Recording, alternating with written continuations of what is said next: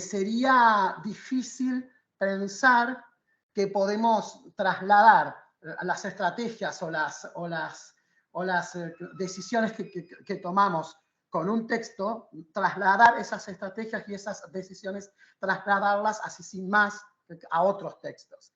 Por eso que cada texto es un producto singular, es un producto único, y bueno, si bien bueno, hay regularidades entre los textos, también hay singularidades. Esperamos también, algo que lo dijimos, que todas las dudas que vayan surgiendo las pueden ir escribiendo en el chat, y vamos a dejar un espacio para las preguntas, que justamente las podemos recapitular de lo que van escribiendo. Entonces así se genera como un intercambio, y bueno, y ustedes pueden ir, todo lo que les provoque, lo que les genere, lo que vamos comentando, ustedes pueden escribir, y justamente, bueno, vamos a ir contestando sus inquietudes. Bien, pasamos la diapositiva, ¿verdad? Esa es la gran pregunta, bueno, ¿cuáles son los criterios que se ponen en juego? No hay ninguna elección de textos que sea accidental o que sea azarosa. ¿Qué significa eso? Nadie elige un texto ingenuamente. O sea, siempre, seamos conscientes o no, siempre cuando uno selecciona un texto hay creencias detrás, hay presupuestos detrás que se ponen en juego. Entonces, bueno, está en mí conocerme a mí mismo y darme cuenta, bueno, a ver, cuáles son esos criterios que se ponen en juego cuando yo voy a elegir un texto. Entonces, pasamos la diapositiva, por favor. Bien, entonces aquí tenemos algunas expresiones que son, o más que expresiones, serían verbalizaciones de las maestras y de los maestros, que justamente son como verbalizaciones habituales cuando hablamos de seleccionar textos. Algunas de estas verbalizaciones contactan con las emociones, otras contactan con la posibilidad de este diálogo que los textos permiten. Buenas tardes. Hola, buenas tardes. Otras verbalizaciones contactan con lo que tiene que ver con la valoración de las ilustraciones, así como el incentivo de la imaginación. Vieron que es muy habitual escuchar, bueno, este texto que estimula la imaginación y el interés de los niños. Otro tema que no es menor es cuando miramos los textos desde la perspectiva de los valores. Es un tema muy polémico, ya lo veremos en su momento más tarde. Es un tema muy polémico que, bueno, y muy discutido, si valores sí, si valores no.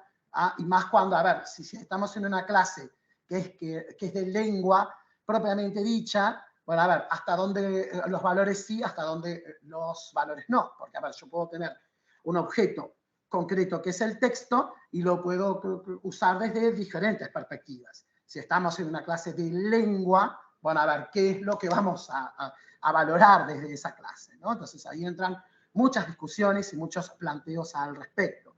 Otra cuestión tiene que ver con lo que los textos provocan en sus lectores, ¿no? Entonces, estas dos últimas afirmaciones contactan con ese aspecto, ¿verdad? Bueno, a ver, ¿cuáles son los efectos que los textos provocan en sus lectores, ¿no? Bueno, cómo los chicos van creando esa historia en sus mentes, y bueno, y el tema de cómo están escritos, ¿no?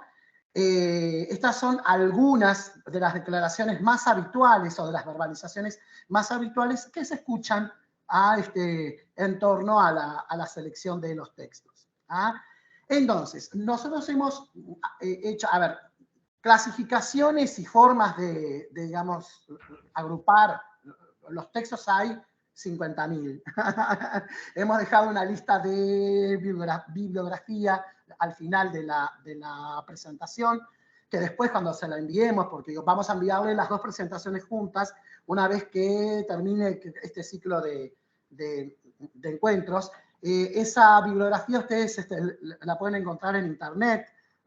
Entonces, aquellas personas, aquellos colegas que deseen profundizar en este tema, van a tener esa posibilidad. Entonces, nosotros hemos hecho una agrupación relativamente sencilla, atendiendo a dos focos. A los lectores, una selección que se centra en los sujetos que leen, y otra selección que se centra en el texto como objeto cultural, ¿no? Entonces, aquí, a ver, toda categorización o toda selección siempre da lugar a polémicas. Eso es una premisa que tenemos que manejar, ¿verdad? O sea, no hay clasificaciones fieles a la realidad o que sean tal cual. O sea, siempre va a haber alguna arista que da para la discusión, para el intercambio, para la disidencia, ¿verdad? Entonces creo que eso es digno de ser destacado. A ver, los textos pueden ser vistos desde cuál es el nivel educativo que estamos considerando. El factor de la edad es un gran tema. Bueno, textos para niños pequeños, textos para niños más grandes, textos para adolescentes. A ver, es una categoría un tanto escabrosa, diría yo, y depende de cada texto singular, contactando con lo que les decía hace unos instantes. Como cada texto es singular y único, estos criterios se van a materializar según el texto al que nos estemos enfrentando. Entonces, porque el mundo editorial se maneja por este criterio, por el de la edad, para vender. Ustedes habrán visto muchas veces libros que dicen, bueno, recomendado para 6 años, de 6 a 12 años, o libros recomendados para, no sé, para adolescentes de 12 a 15, etcétera, ¿no? Entonces, ese es un criterio bastante comercial, habría que discutirlo, y dependiendo de la temática y demás, bueno, habrá que ver cuándo sí y cuándo no. Hemos comprobado que hay textos que a veces son considerados para niños pequeños y que podrían funcionar perfectamente para adolescentes. De hecho, el texto que vamos a trabajar el próximo miércoles está catalogado para niños pequeños y, sin embargo, tiene una riqueza lingüística que perfectamente es abordable para niños más grandes e incluso con adolescentes. Que es el libro Historias a Fernández, que si pueden ya irlo mirando, que creo que está en la Biblioteca Solidaria. Es un libro que, bueno, recomendamos que lo puedan ir mirando, como para tener un insumo para el próximo encuentro del próximo miércoles. Bien, también está esta cuestión de los intereses de los chicos. Ese es otro problema más, porque, bueno, hasta dónde es el interés real de los chicos y hasta dónde el docente puede gestionar esos intereses. Porque, bueno, capaz que los chicos, como cualquier sujeto, como cualquier persona, ignoran ciertas temáticas, y uno, como docente, es el que tiene que gestionar ese gusto, ese placer por ciertos textos, ¿no? Y uno tiene que preparar esa llegada del texto a la clase y de la temática que el texto va a instalar, para que el interés se suscite, ¿no? Entonces creo que ahí hay todo criterio, siempre hay que mirarlo desde diferentes perspectivas, ¿no? También este criterio que contacta con la biografía lectora. Bueno, a ver, todos tenemos una historia de textos leídos, tanto de presencias como de ausencias. Hay ciertos textos que habitualmente, bueno, uno dice, vieron que muchas veces uno ve por las redes, a veces, bueno, tales textos que tenés que leer antes de irte de este mundo. Ahí está, ¿no? Eso que muchas veces uno ve por las redes. Y bueno, y no necesariamente todos tenemos la misma historia lectora. ¿Ah? Entonces creo que ahí también entra esa cuestión de, bueno, de cuál es. Acá no nos vamos a referir mucho a eso, pero hay un canon de lecturas, hay como cierto repertorio de textos que uno tendrá que decir, bueno, nuestros estudiantes, hay ciertos textos que tendrían que sí o sí leerlos. Entonces, habría que ver, bueno, cuáles sí, cuáles no. Eso en cuanto a los lectores como sujetos pensantes, digamos, ¿no? La selección que justamente atiende a los textos, hay un primer punto ahí que tiene que ver con la disponibilidad de los materiales de lectura en las instituciones. Esto contacta con una cuestión política, como yo les decía hace un ratito, que bueno, a ver, si yo en una escuela yo no tengo los recursos para tener ciertos libros, bueno, ahí se me hace mucho más difícil. ¿Ah? Eso es una realidad. ¿Verdad? Entonces, bueno, ¿de dónde consigo los libros, los textos? Ahí hay ciertas condicionantes que, bueno, que digamos, exceden a lo que es a la gestión del docente concretamente, digamos, ¿no? O sea, ahí ya son cuestiones que van hacia otras esferas, digamos, ¿no? Entonces, también cuando vamos a mirar un texto por su tema, por su contenido temático. ¿Ah? Entonces, bueno, ahí es muy común. Bueno, este texto fomenta los valores, la amistad, el amor, la muerte, etc. Una postura que se viene instalando hace bastante tiempo es mirar los textos desde los géneros, pero desde los géneros de texto.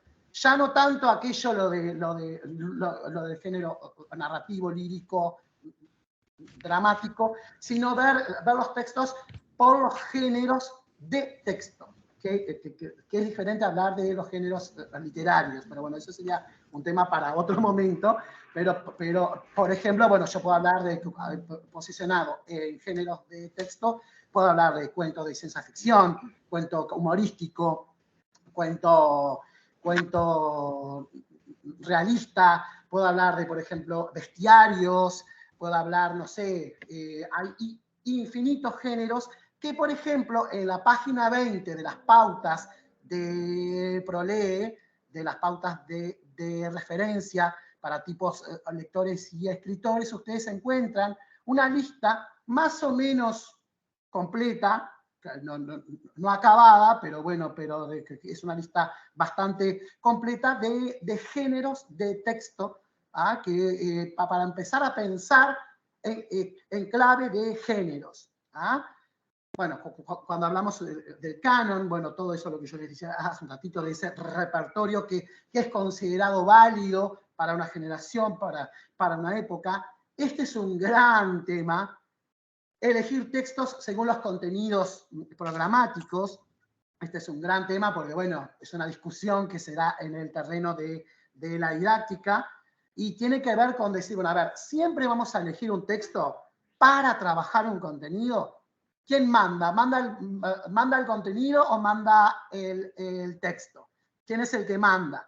¿Ah? Y si decimos y si sostenemos que cada texto es singular y que cada texto es único, empírico. ¿Ah? Entonces, si sostenemos esa, o sea, si partimos de esa afirmación, esta cuestión de siempre poner por encima los contenidos programáticos, por encima del texto, ahí se nos generarían algunos problemas, porque bueno, a ver, no cualquier contenido es trabajable con cualquier texto. ¿Ah?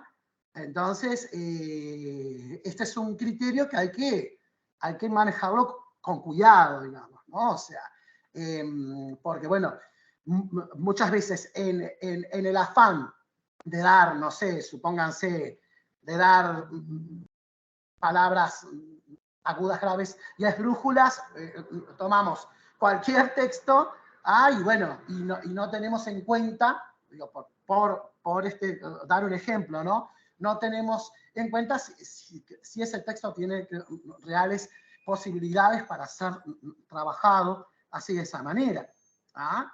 Entonces, siempre esa cuestión de decir, bueno, obviamente que cada texto es trabajable desde algún contenido, pero el contenido tiene que mostrarse de manera evidente en el texto. Eso lo dice, esto que estoy diciendo, no lo digo yo, lo dice un gran profesor acá uruguayo que se llama Eduardo Dotti, que probablemente ustedes han escuchado mencionarlo. Él tiene algunas producciones que justamente apuntan a esta idea. A ver, lo que voy a trabajar, que tal o cual contenido, tiene que mostrarse de manera evidente en el texto. ¿Qué significa eso? Significa que, a ver, que el contenido tiene que contactar con el sentido del texto.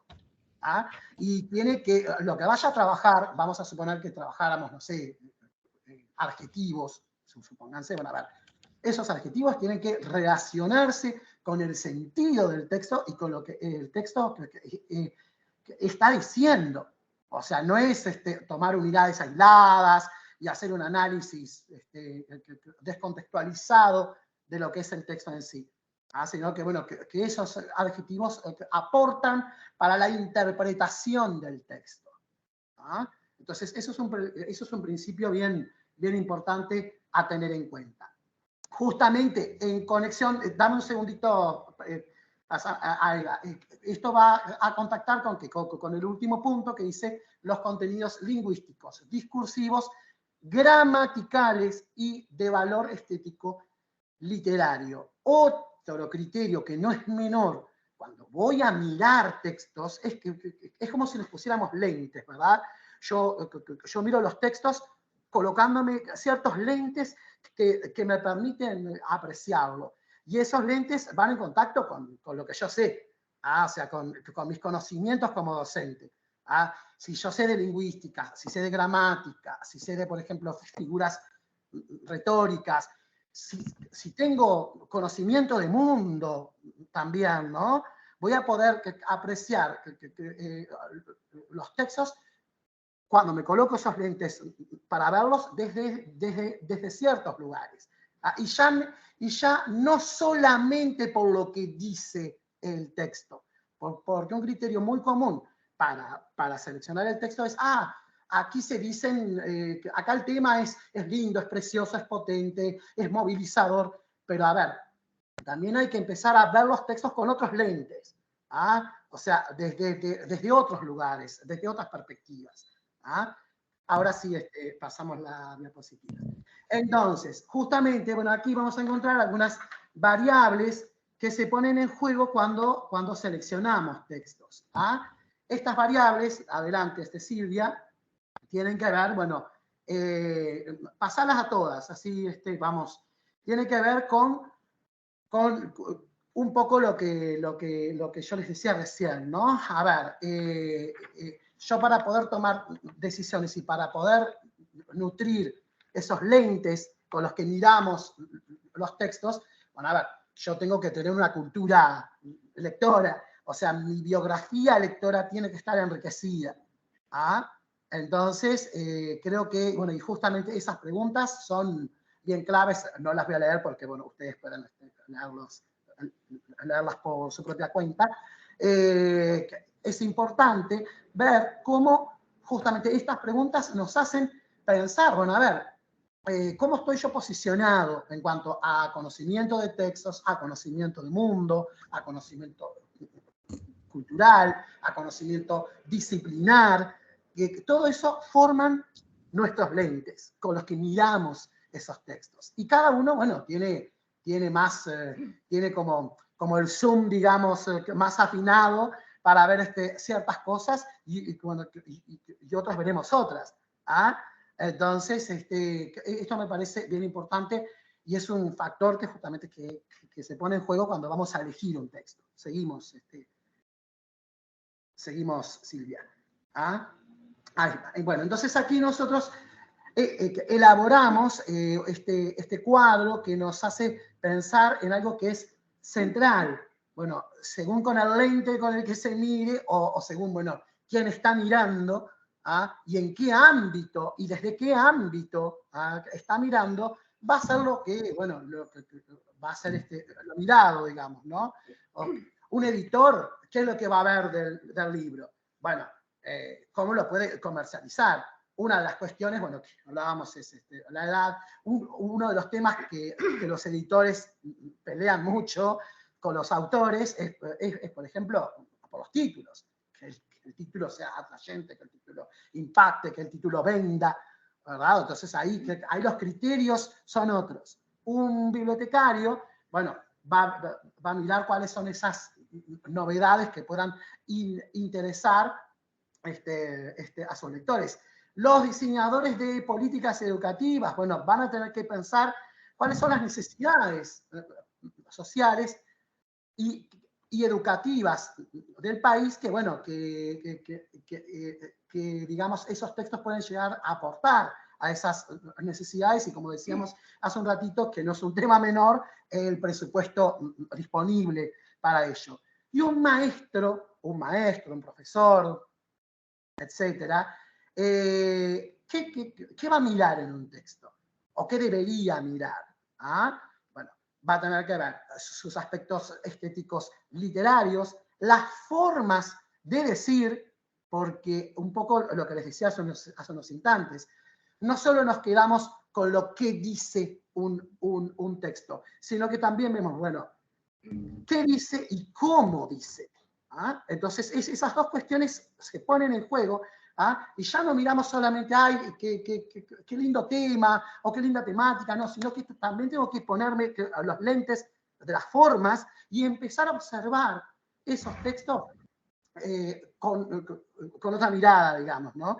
¿Por qué? Porque hay textos, con el respeto que me merecen todas las producciones, hay textos que son como más llanos en las formas de decir. Entonces, ¿a qué me refiero con que son más llanos? Quizás, bueno, pueden servir para recrearnos o pueden servir, bueno, para ampliar ciertas temáticas, pero si lo voy a trabajar desde un punto de vista más lingüístico, más estilístico, más gramatical, capaz que ciertos textos no serían tan apropiados. ¿Ah? Entonces yo tengo que dar vuelta a la mirada y decir, bueno, a ver, cuál texto a mí me serviría según la finalidad que yo estoy persiguiendo. Si yo quiero enseñar a escribir, por ejemplo, bueno, voy a tener que seleccionar ciertos textos que sean representativos del buen decir del lenguaje. ¿Ah? Eso lo dice Eugenio Coseriu, ¿ah? un escritor y un autor rumano que vivió acá en Uruguay muchos años y que justamente, bueno, dice que en el texto literario está la plurifuncionalidad del lenguaje, o sea, que de alguna manera en los textos literarios está el buen decir. ¿Ah? Entonces, porque justamente hay toda una serie de, digamos, recursos que se disponen en un texto literario, que capaz que en los textos más de la cotidianeidad son como, digamos, más llanos en ese sentido, ¿no? O sea, y que quizás no provocarían, lo digo en condicional, no provocarían tanto razonamiento como puede llegar a provocar un buen texto literario. Bien, siguiente diapositiva. Entonces, aquí tomamos una cita del profesor Eduardo Dotti, que creo que es bien interesante porque sintetiza en este párrafo tres aspectos que son fundamentales. Cuando voy a mirar un texto, tengo que ver, en primer lugar, lo que es su procedencia. Cuando hablamos de la procedencia del texto, bueno, van a entrar en juego preguntas como las primeras que tenemos ahí. ¿De dónde procede? ¿Quién y cuándo lo creó? Esas dos preguntas contactan con la procedencia del texto. Yo no podría jamás presentar un texto sin sus paratextos, sin sus datos, sin datos que nos permitan contextualizarlo. ¿Ah? Porque cuando yo no abordo esos aspectos en un texto, el texto pierde credibilidad. ¿Ah? ¿Por qué? Porque no se sabe quién lo hizo. ¿Ah? Entonces es importante que justamente, bueno, cuando trabajamos con textos, que esas informaciones estén claras. ¿Ah? Hay un segundo grupo de preguntas que contactan con la relevancia del texto. Bueno, ¿qué grado de interés puede suscitar en mis alumnos? con qué conocimientos del mundo que eventualmente tuvieran mis alumnos podría vincularse, qué ofrece de interesante para generar un diálogo productivo con toda la clase. A ver, un texto es relevante cuando podemos contestar estas preguntas. ¿Ah? Entonces, hablamos de procedencia, hablamos de relevancia y hablamos de pertinencia. Cuando hablamos de pertinencia, estamos hablando del contacto de los textos con los contenidos que tenemos que trabajar. Si es pertinente para la situación de enseñanza que queremos gestionar. Entonces, ahí aparecen estas preguntas que dicen, ¿qué recursos se destacan en el modo en que se dice en el texto y cuáles podrían ser tomados como objeto de reflexión metalingüística? Reflexión metalingüística, ¿qué significa? Ese prefijo meta significa más allá, ¿verdad? O sea, que más allá de lo lingüístico, más allá de lo que está dicho. ¿Ah? Entonces, el objeto de una clase de lengua siempre tiende hacia la reflexión sobre el lenguaje, ¿ah? Y hacia las formas de decir. Si no, no estamos en una clase de lengua, estamos en otra cosa que habrá que ver qué es. Pero bueno, pero digo, independientemente de eso, cuando estamos en una clase de lengua, siempre nos orientamos hacia la reflexión metalingüística. ¿Ah? ¿Qué ganancias para el desarrollo intelectual y cultural de mis alumnos ofrece el trabajo sobre el contenido temático de un texto singular y los recursos empleados para comunicarlo? Todo texto tiene todo buen texto tiene esa posibilidad de ser una puerta a la cultura. Así como yo puedo mirar una película y enterarme de cómo se vive, no sé, en otras partes del mundo, o lugares a los que quizá no pueda ir nunca, pero una buena película a mí me transmite que esa información. Bueno, así pasa con los buenos textos. Esos buenos textos que a mí me permiten contactar con el mundo. ¿Por qué? Porque su aporte cultural es tan bueno que me permite viajar a través de la lectura hacia esos mundos, a esos mundos culturales que el texto propone, ¿no? Entonces, esto está dicho de manera muy apretada, porque no le quiero robar el tiempo a la compañera, pero bueno, para que más o menos esto pueda ser, al menos para que se puedan sensibilizar con la temática, sobre todo esto hay muchos libros y muchos materiales, que bueno, esperamos que estas cuestiones sean como primeras puertas, bueno, para ponernos a pensar, bueno, ¿qué es lo que hacemos cuando elegimos textos? Bien, y ahora cambiamos de interlocutor, se refresca el panel. Bueno, muchas gracias porque yo estuve mientras Andrés hablaba, escuchándolo a Andrés y también tratando de leer los chats y ubicar en el mapa de Uruguay todas las personas que están conectadas, que la verdad que es algo maravilloso que, bueno, nos permite en este caso la tecnología de poder estar conectados a pesar de la distancia física. Micaela, mapa de Uruguay de América, porque viste que está la escuela de Paraguay también conectada. ¡Ah, no! Eso no lo leí, ¡qué maravilla! Bueno, pero increíble. Así que muchas gracias por estar ahí, muchas gracias.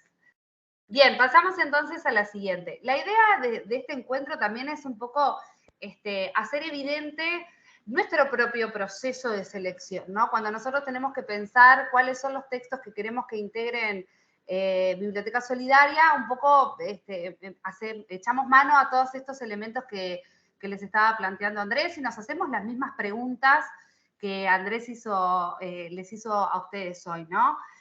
Entonces, bueno, nosotros ahora seleccionamos un texto de todos los que conforman Biblioteca Solidaria, que es Fero Feroz, probablemente ustedes ya lo conocen, incluso quizás algunos ya haya podido compartir lectura con sus grupos.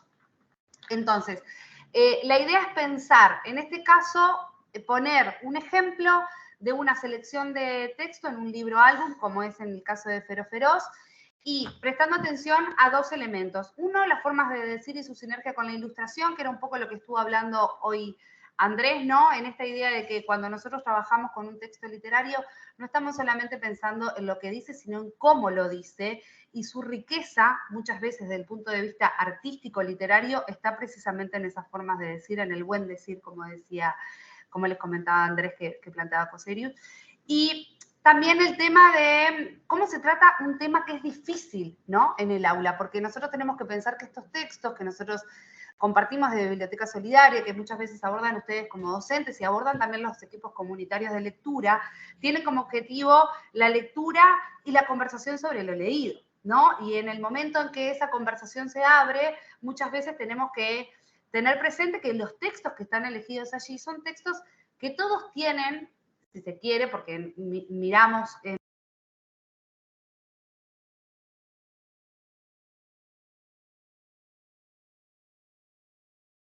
Ahí.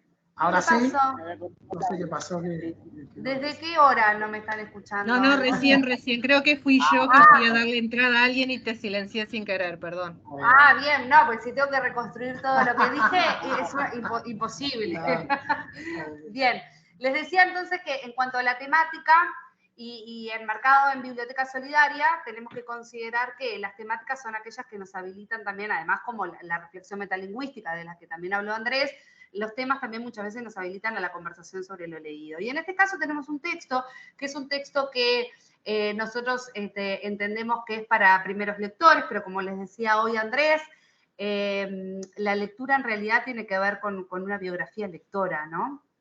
Por lo tanto, creo que no podemos reducirlo a una edad y por eso tomamos del Banco del Libro de Venezuela esta distinción entre primeros lectores, lectores en marcha y lectores autónomos, particularmente tratando de considerar precisamente esas trayectorias lectoras que son tan personales e individuales. Y sin embargo es un texto que sí tiene una temática que conmueve, que me gustaría que podamos reflexionar entre todos. Entonces, para poder abordar obviamente un texto y para poder hablar de él, una de las cosas esenciales primeras que tenemos que hacer es leerlo, así que vamos a proceder a la lectura y bueno, van a ir pasando las diapositivas del texto. Fero Feroz. Ay, perdón, Silvia, quiero leer a los autores. Porque hoy Andrés dijo algo que es bien importante, que tenemos que conocer quiénes son los autores. Perdón. Los recursos paratextuales. Exactamente. Fero Feroz, Liliana Cineto y Poli Bernatel.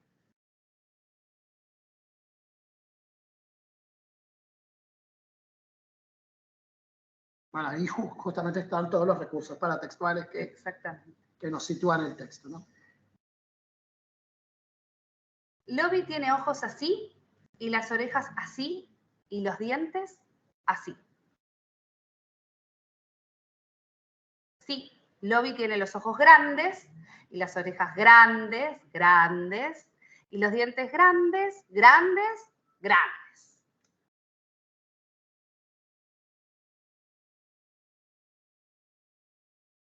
Porque Lobi es un lobo. Igualito a su papá y a su abuelo. Igualito a su mamá y a sus hermanos mayores.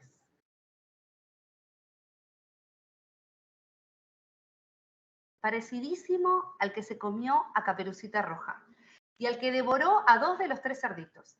El tercero fue más astuto. Y al que se tragó a 6 de las 7 cabritas. A la más chica, no, porque se escapó. Sí, Lobi es un verdadero lobo feroz, o casi, porque muy feroz no parece. Sobre todo cuando ve a la mamá y le pide upa, upa, upa, upa.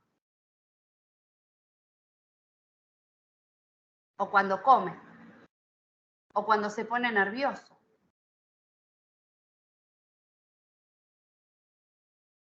O cuando se va a dormir escuchando canciones de cuna.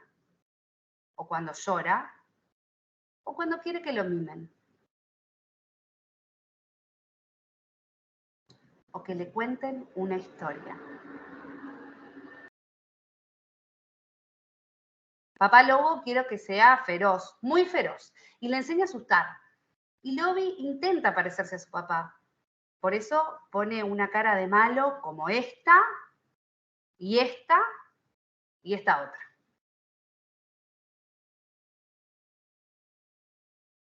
pero sus caras no dan demasiado miedo.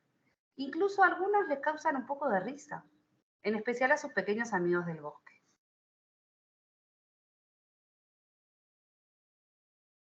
Mamá loba quiere que sea feroz, muy feroz, y le enseña a aullar. Y Lobby trata de que sus aullidos sean escalofriantes, como los de su mamá.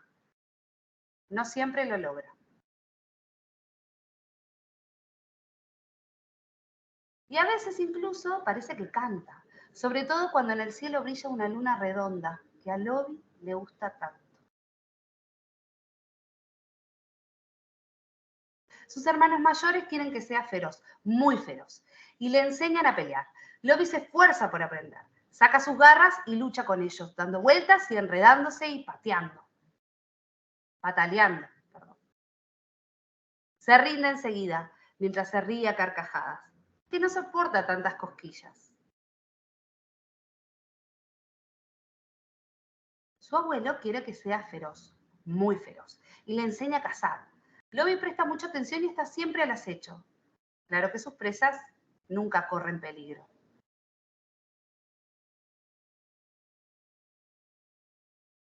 Porque Lobby se distrae fácilmente o las ayuda a escapar.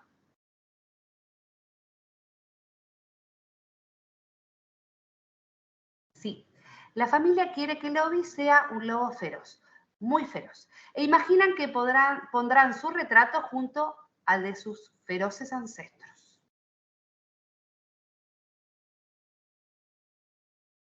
Tal vez cuando crezca sea un verdadero lobo feroz, se ilusionan.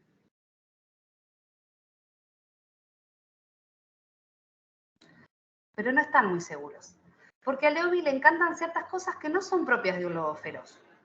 Bailar bajo las estrellas, hacer una ronda con las ovejas.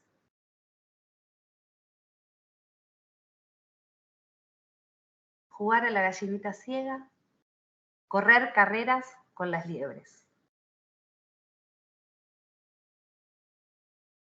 Tener un mejor amigo.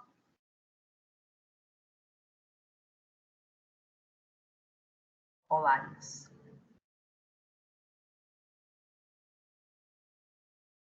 Tal vez cuando crezca no sea un lobo feroz. Comprende su familia, aunque no se desilusiona. Porque Lobby no será un lobo feroz.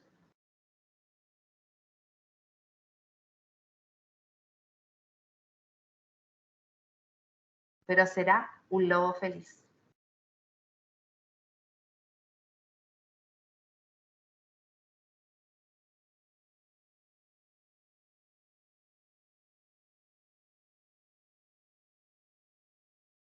Bueno, muchas gracias por la escucha atenta. Quizás, como les decía, este libro álbum ustedes ya lo conozcan. En un principio entonces dijimos, bueno, vamos a centrarnos en el criterio de selección, particularmente en el libro álbum, ¿no? Los libros álbumes son libros que han tenido últimamente un boom editorial importantísimo. Si ustedes se acercan a una librería o incluso pueden observar lo que tenemos en Biblioteca Solidaria, muchas veces tratamos de incluir estos libros álbumes, particularmente porque presentan un gran desafío, ¿no? El libro álbum es un libro que así de la misma manera que se lee el texto, se deben interpretar las imágenes, ¿sí? Porque texto e imagen funcionan como una sinergia, son complementarios en la construcción de sentido. ¿Por qué? Porque utiliza dos lenguajes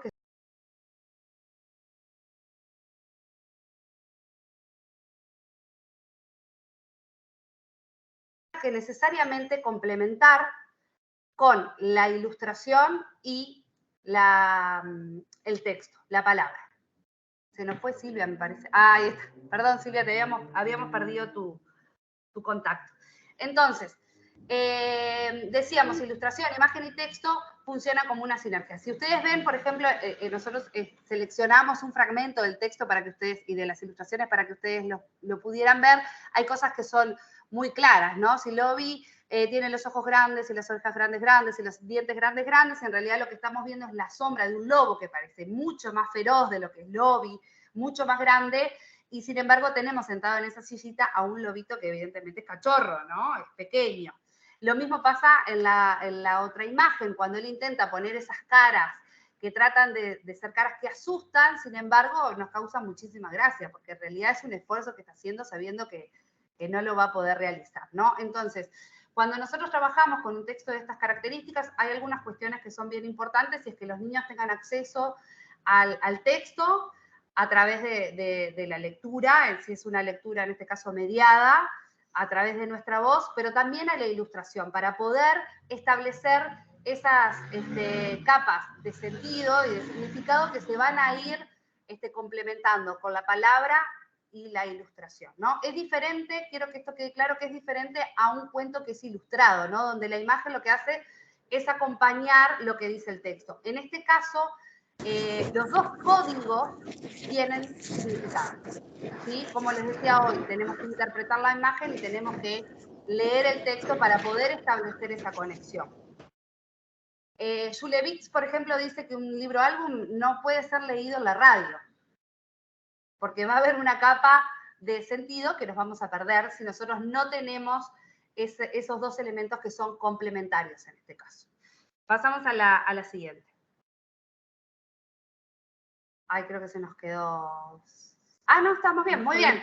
Entonces, claramente se establecen juegos entre el recurso lingüístico y la imagen, ¿no? Si vemos directamente la portada, a mí nunca me gusta empezar con la portada porque es como un juego medio adivinatorio, pero nosotros ahora que ya leímos el texto y que lo conocemos completo, podemos entender que el título del texto es también contradictorio en relación a la ilustración que se nos presenta, donde si bien hay un lobo que está haciendo ese esfuerzo por ser un lobo feroz, tiene en su dedo posada una mariposa, que incluso es una mariposa que lo acompaña bastante en el hilo narrativo, lo pueden ver en la siguiente ilustración que aparece al costado. Tiene una flor, como una especie de margarita en la oreja, es decir, hay algunos elementos que acompañan a esa ilustración que nos da esa idea de que quizás este lobo no sea el típico lobo con el que se lo compara en el texto, ¿no? Que es ese lobo feroz. Incluso voy a traer otra capa de significado que es bastante más compleja. Hoy Andrés les hablaba de las bibliotecas mentales de las que habla Ebrard, que ustedes probablemente ya pudieron acercarse al texto porque fue uno de los primeros textos que enviamos por mail para que ustedes pudieran empezar a tener material teórico, ya se ha enviado en otras ocasiones también. Y cuando Ebrard nos habla de estas bibliotecas mentales, estamos hablando de esas referencias culturales que compartimos. Entonces, evidentemente yo voy a entender, por ejemplo, la referencia a Caperucita Roja si tengo ya esa referencia cultural que me habilita a comprender la imagen del lobo feroz, del personaje tan característico de la literatura tradicional del lobo feroz, ¿no?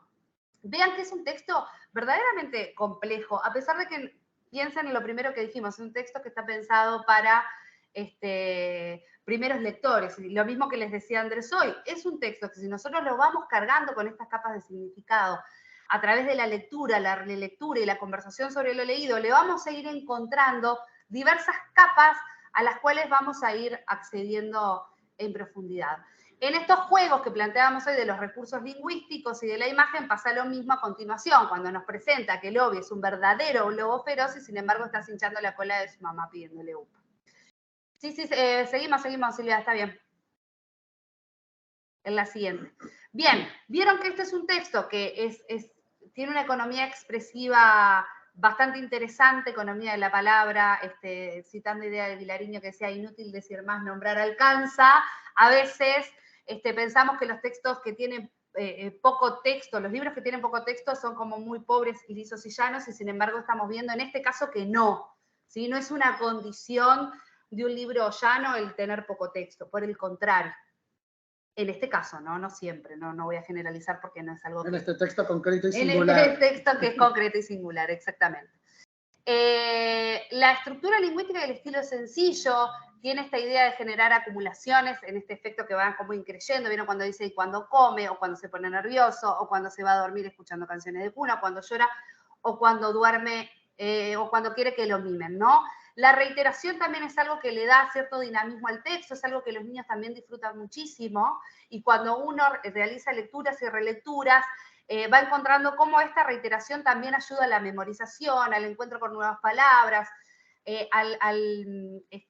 utilizar estas palabras que están en los libros para decir el mundo que nos rodea. Por eso también la literatura infantil y juvenil es tan importante, y es tan importante poder dedicarle 10 minutos diarios a la lectura.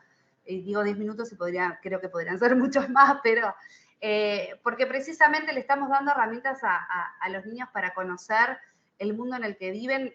Patsy Aldana dice que los libros son espejos y ventanas, ¿no? Es decir, que es un espejo en el que yo me puedo ver y reconocer, o una ventana al mundo para conocer otros mundos existentes.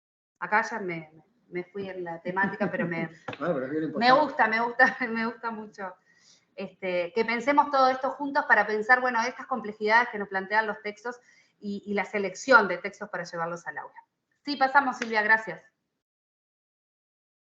Bien, el otro elemento que habíamos mencionado es el tema difícil en un libro álbum, ¿no? Entonces yo quiero que en este caso les voy a pedir a aquellos que se animen o pueden comentar en el chat cuáles son los temas, ¿no? Desde el punto de vista literario en este caso, que aborda este texto. Pensemos que el tema en un texto es una idea abstracta, ¿no? Que se desarrolla. ¿Cuál le parece a ustedes que son los temas que se abordan? Perdón, pero no estamos viendo las diapositivas. Ah, mirá, nosotros sí la vemos. En realidad la diapositiva en este caso igual, nada, es un fragmento del texto y lo que dice es esta pregunta que yo les estoy haciendo a ustedes en este momento. ¿Cuál les parece a ustedes que es el tema de Fero Feroz? Expectativa de los padres sobre cómo quieren que sean sus hijos, las apariencias, los preconceptos. Bien, estoy leyendo por ahí lo que van escribiendo en el chat. Transgredir el mandato familiar, los estereotipos, la identidad, aceptar al otro con sus diferencias. Perfecto, Silvia, si querés podés ir pasando la diversidad, la autoestima. Vieron que hay temáticas que son verdaderamente complejas y que son súper interesantes de hablar y de trabajar con los niños, ¿no? La identidad, el mandato social. Vieron que yo les fui poniendo lo mismo que fueron encontrando ustedes. La búsqueda de la felicidad, ¿no? En dónde está la felicidad o en qué reside, y en el poder reconocer la felicidad de otro, aunque no sea particularmente las expectativas que nosotros tenemos. El respeto a la individualidad, el esfuerzo que se hace para cumplir con eso. Bien. Pasamos a la siguiente, Silvia, que todas estas ideas que se están compartiendo, e incluso aparecen otras nuevas. La inclusión, la aceptación del otro.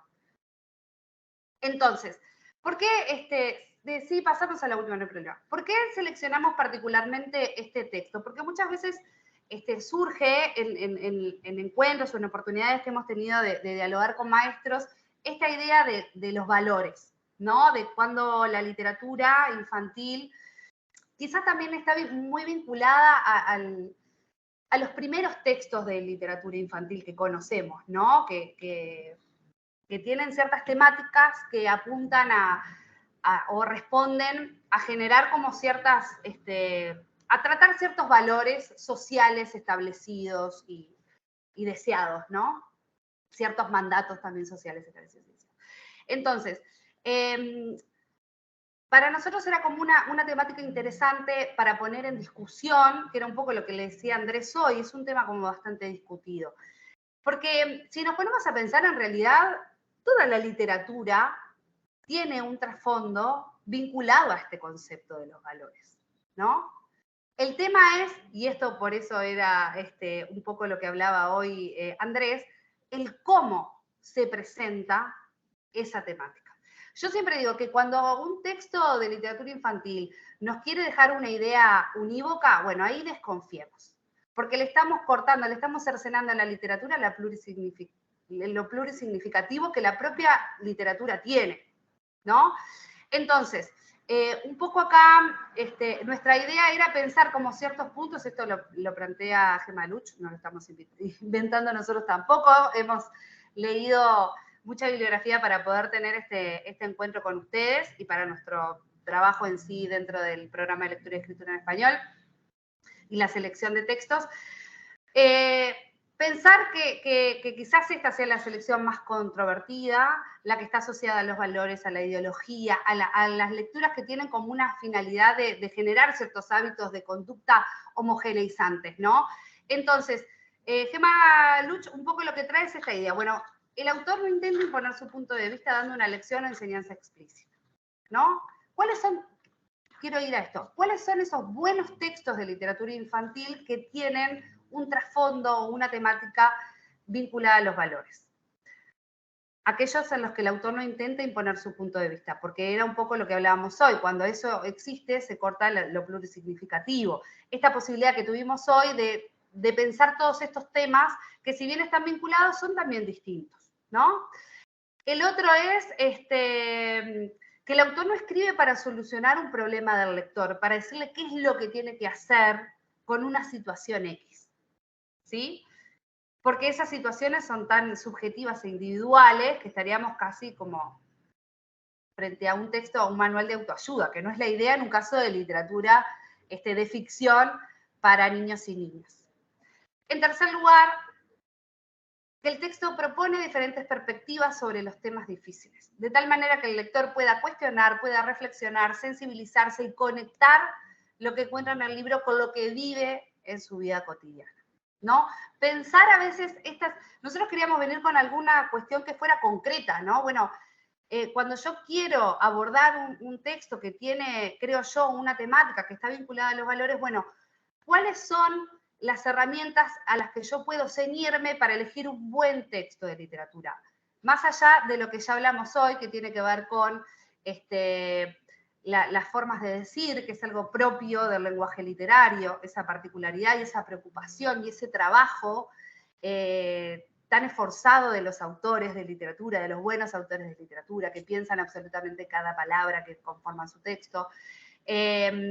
Las ilustraciones, hoy alguien dijo en el chat, las ilustraciones son otro elemento al cual mirar, al cual tener en cuenta, porque incluso en la actualidad las variadas técnicas que existen en cuanto a la ilustración también son bien interesantes de abordar, de estudiar y de investigar. En mi caso yo desconozco de artes visuales, entonces cuando me enfrento con algo que me conmueve desde el punto de vista de la imagen, investigo, busco a ver cuáles son las técnicas que utilizó este autor, de dónde viene, ¿no? Esto un poco que era lo que decía Andrés, siempre tener como el contexto para un poco sostener esas elecciones que realizamos. Y no tenerle miedo a entrar a ciertas temáticas que pueden ser complejas, porque muchas veces son temáticas con las que con los chiquilines trabajamos de manera muy sencilla, ¿no? A veces son más los prejuicios que traemos nosotros que los que ellos en sí tienen a la hora de abordar, o de pensar o de conversar sobre un texto. Entonces, bueno, un poco la idea de hoy era compartir algunos de los criterios, porque como dijo Andrés, es un tema sumamente amplio y variado, y era, bueno, posicionemos estas ideas en algo concreto, y fue tanto el trabajo que estuvimos pensando particularmente este encuentro que resolvimos incluso dividirlo en dos y poder trabajar con un texto para primeros lectores y poder abocarnos el miércoles que viene a un texto para lectores autónomos. Ay, perdón que me adelanté. Yo ya estoy invitando ya estoy vendiendo el próximo encuentro. No, pero la idea es poder continuarlo, ¿no? Poder seguir abordando esta temática que no la vamos a abordar de manera acabada nunca, creo yo, porque todos estos criterios se van actualizando y los vamos resignificando y los vamos modificando también. Pero bueno, el encuentro del miércoles que viene es a partir de la misma temática y abordando un texto que tiene otras complejidades, porque nos vamos a centrar más en el texto literario y en las formas de decir particularmente. Claro. Yo quisiera comentar algo que se está diciendo aquí en el chat, que lo dice Ellen, que, a ver, una cuestión es el efecto pretendido por el autor, lo que el autor pretende. Bueno, esa es una dimensión del análisis en un texto, y otra dimensión es el efecto producido, lo que provoca en los lectores, que puede ser coincidente o no, O sea, una cosa es lo que el autor pretende con su decir, y otra cuestión es lo provocado en el lector. Y por eso que la lectura es un acto de, digamos, de negociación entre lo que es el texto en sí y lo que el lector trae como conocimiento de mundo. Entonces, en esa, digamos, interacción entre esas dos dimensiones se da lo que están planteando aquí en el chat. Porque justamente yo si solamente pienso, cuando voy a planificar o cuando voy a elegir un texto, solamente pienso en lo que pretende el autor, me quedo corto. Y si me quedo solo con lo que puede provocar, también me quedo corto. Entonces es una tarea de justamente conectar esas dos dimensiones, que bueno, que no es una tarea fácil, ¿no? Porque bueno, con cada texto es algo bastante complejo. Pero bueno, sí, esta presentación se va a compartir a partir del próximo miércoles, cuando ya trabajemos la otra presentación. Ahí les vamos a compartir todo junto para no mandarles dos correos por separado. Entonces. Bien, yo le quería pedir a Silvia que fuera un poquito para atrás a la diapositiva fuentes de información relacionadas con la literatura infantil, la anterior. Queríamos dejarles también en esta presentación, como les decía Andrés, la vamos a compartir, algunos espacios que pueden ustedes encontrar en la web para encontrar, ¿no?, catálogos de literatura infantil, actualidades, es decir, lo que ha salido en el mercado editorial el año pasado, este año, que son fuentes de información a las que podemos recurrir para seleccionar textos y para conocer nuevos textos y nuevos autores, ¿no? Tienen IBI Uruguay, la Asociación de Literatura Infantil y Juvenil de la Argentina, la Fundación Cuatro Gatos, el blog de Adolfo Córdoba, Linternas y Bosques, el Plan Nacional de Lectura y Educación Lingüística de Uruguay también para poder consultar. Hay muchísimos más, acotamos en 5, pero bueno, allí también en Fundación Cuatro Gatos y también en el blog de Adolfo Córdoba se comparten a veces también materiales teóricos que son interesantes de leer relacionados a la literatura infantil y juvenil. No quería que se nos pasara el encuentro de hoy sin mencionar esto, más allá de que podemos ir a la diapositiva de la bibliografía, que también es interesante para que puedan registrar, porque me parece que estas fuentes de información nos abren un poco el abanico y la mirada, ¿no? Y podemos empezar a incursionar y a conocer nuevos textos y no quedarnos con los ya conocidos, ¿no? Ponernos un poco el desafío de ver lo nuevo que hay en el mercado editorial. Y bueno, ya estaríamos, ¿no? Y sí, no sé si tienen alguna consulta, pregunta, comentarios que quieran hacer. Estamos abiertos a eso. Yo mientras tanto aprovecho para agradecer tanto a todas las escuelas de Uruguay, de vuelta como a la Escuela Artigas de Paraguay. Cuando digo escuelas es en la figura de personas que ya tuvieron una larga jornada laboral y que se conectan a una clase virtual ahora y que quedan con la cámara encendida, cosa que agradecemos mucho, porque a veces tenemos eso de apagar cámaras. Así que es muy lindo porque a nosotros también nos dan ganas como de seguir y preparando cosas y también pensamos en cosas para el año que viene y bueno, que Biblioteca Solidaria es posible por esto, porque ustedes se suman, porque ustedes demuestran que tienen ganas de seguir, así que muchas gracias. Muchísimas gracias. Para enviamos, acá te preguntan si enviamos un enlace, va a ser el mismo que utilizamos hoy. Lo volvemos a compartir igual, si quieren, para que no les quede muy abajo en su cadena de mails, pero va a ser con el mismo enlace. Y bueno, tenemos unos minutitos para compartir con ustedes si quieren comentar algo, hacer una pregunta. Estamos abiertos a eso. Hola, mi nombre es Laura. Hola.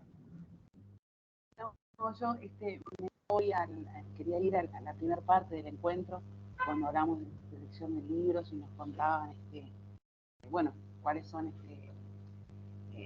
las cosas que nosotros tomamos para estar con los niños, para trabajar con los niños. Este año me pasó particularmente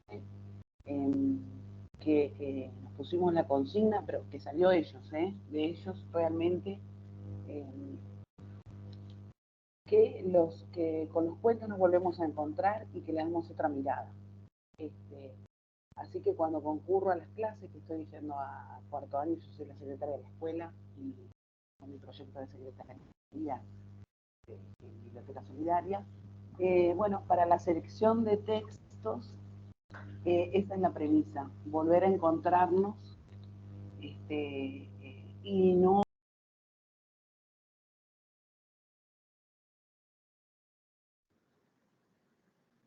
a encontrar el libro, y ellos quedan muy entusiasmados con eso, porque de repente te dicen, me lo leí en primero, me lo leyó la maestra en segundo, en fin, era eso nomás, que también es muy enriquecedor y va sumando, ¿no? Así vamos también viendo cómo van creciendo esas bibliotecas mentales de las que hablamos siempre.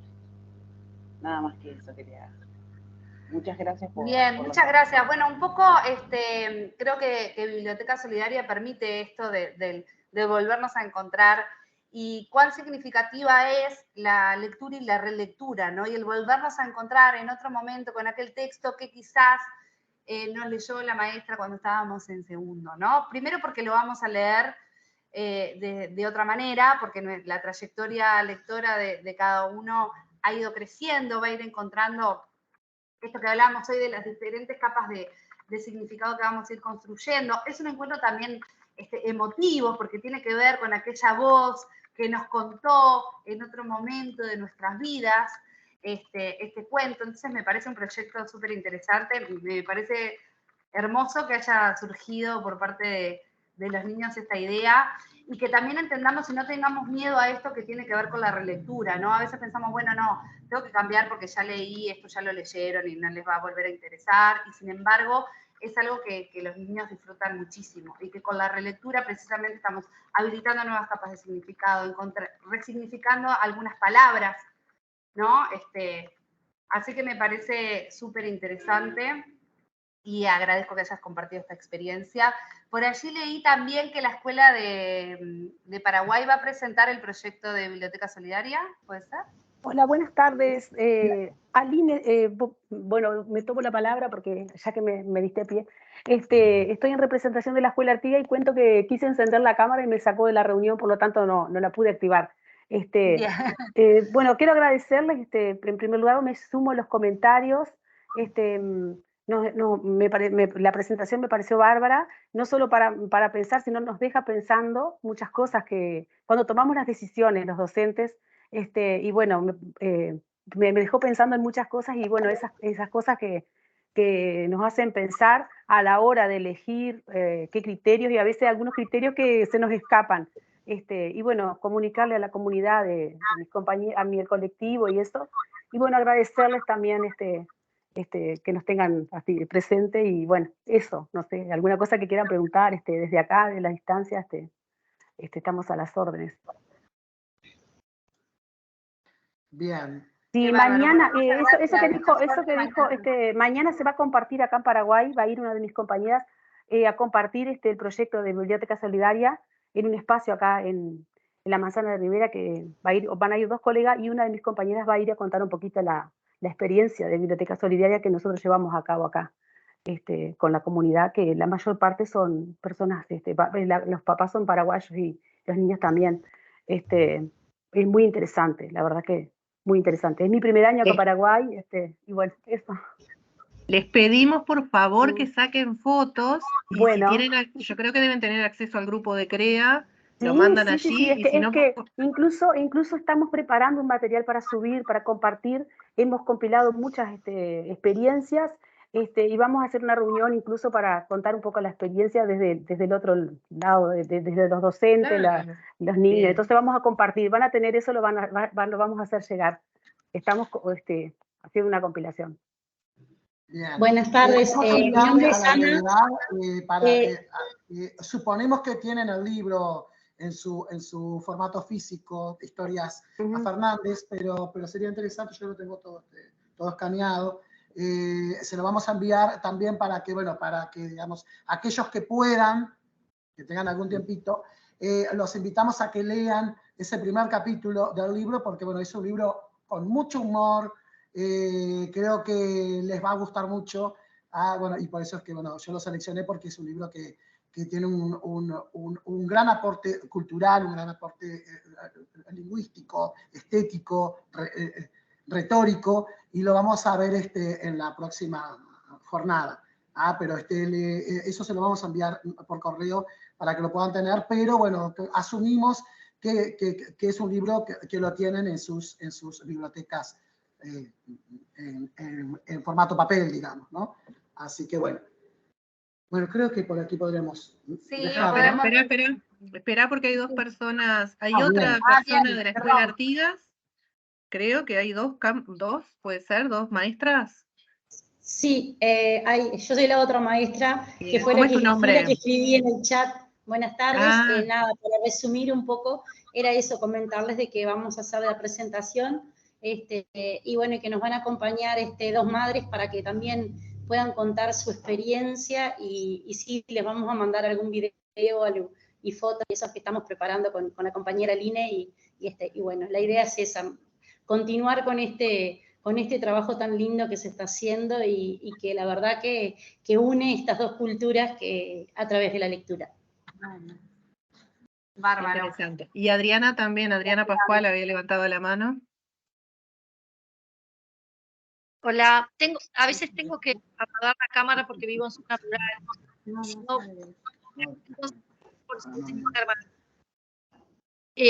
Decirles que pensaba cómo es político esto de la selección, y pensando en eso de las biografías lectoras, yo tengo 50 años. Cuando iba a la escuela, en nuestro libro de cuarto año, cuando nos entregaron ese libro de lectura, tenía engrampadas un cuento, y una parte del libro que vos no podías leer estaba engrampada entre dos hojas. Obviamente que cuando uno llegaba a la casa te daban ese libro de la escuela, lo primero que era sacar y leer ese cuento, que hoy, después de un montón de años, todavía me lo acuerdo, que era un perro que para salvar a su familia humana daba su vida y se ahogaba. Era lo peligroso que era dar la vida por otro. Y esta charla me recordó este cuento de cómo es político la elección de lo que leemos. Por supuesto que sí que es política, estoy absolutamente de acuerdo. Sí, ay, qué experiencia increíble. Me encanta que recuerdes ese cuento, que hayas roto las grapas y que lo recuerdes, ¿no? Porque tiene que ver con eso. Y con lograr esa independencia también, ¿no? Cultural, y poder llegar a eso y que lo recuerdes, también me parece sumamente significativo. Lo encontré en el libro después de muchos años y lo guardé. Así que tengo el libro. Y lo tenés. Bueno, y sí, y las elecciones era un poco lo que decía Andrés, las elecciones son políticas y tienen que ver también con nuestra biografía como docentes, con nuestra propia biografía lectora. Por eso también es tan importante conocer la literatura infantil que está en la vuelta, ¿no? Y no solo quedarnos con aquello que ya conocemos de antemano, ¿no? Y seguir buceando y buscando y reflexionando precisamente sobre los textos que llevamos a clase, por qué los llevamos, cuál es nuestro criterio de selección. Que hoy Andrés dijo algo bien importante, de manera inconsciente siempre tenemos un criterio de selección. Cuando elegimos un texto y no elegimos otro, hay detrás de eso una mirada que lo que tenemos que lograr es sistematizarla, ¿no? Es reflexionar sobre eso para poder incluso mejorar nuestros criterios, ampliarlos y mejorarlos para llevar textos de calidad y cada día mejores a nuestras aulas, a nuestras clases. Así que muchas gracias por compartir. Bueno, nos vemos entonces el miércoles que viene. Sí, perdón, Silvia. No, lo último, lo del grupo CREA que están diciendo, si no lo tienen, pidan el código a su biblioteca solidaria, pero antes de eso, hagan una búsqueda en sus correos, porque es el mismo código del año pasado, y ya se envió ese correo con el código del año pasado, más o menos en el mes de abril se manda todos los años, creo que este año se envió en el mes de abril. Tal vez no les llegó al de ustedes, llegó al de la escuela, porque algunos correos los digitaron mal y están rebotando, pero no tenemos problemas de mandárselos de vuelta, pero lo deben tener seguramente el código del grupo, y nos comunicamos por ahí también. Solo eso, Micaela. Bueno, muy bien. Entonces, nos encontramos el miércoles próximo a la misma hora de hoy, 18 horas, y vamos a estar trabajando con Histeria Fernández, así que ya les dejó el profesor Andrés Rodríguez, ya les dejó la tarea de poder leerlo, así podemos conversar un poquito la semana que viene. Muchas gracias a todos por estar presentes y bueno, nos encontramos, nos estamos viendo. Bueno, que pasen muy bien, ¿eh?